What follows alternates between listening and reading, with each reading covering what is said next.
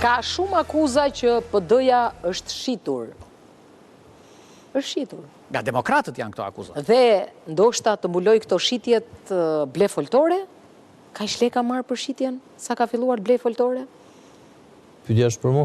Jo, pyetja është për gjithë. Unë jam duke të parë ty, po përgjigjet ai që nga cpohet i pari. Me që u drejto, po besoj që përfaqësoj opozitën më shumë se pjesa tjetër e panelit dhe nuk arri me kuptu paradoksin, pra blejmë foltore për me akuzu vjedhjet, sepse foltore është një hapsin më shumë për me akuzu pikrisht këto vjedhje. Dhe sot ne gjenera një kontekst i cili nuk po bëj rreshtimin e situatës, pra sipas Eurostatit ku 20% e popullsisë jeton në skamje totale, 40% është përjashtim social total, por po flasim për një vjedhje që për herë të parë po studiohet si po hetohet si një çështje e mirëfillt, pra nuk po hetohet.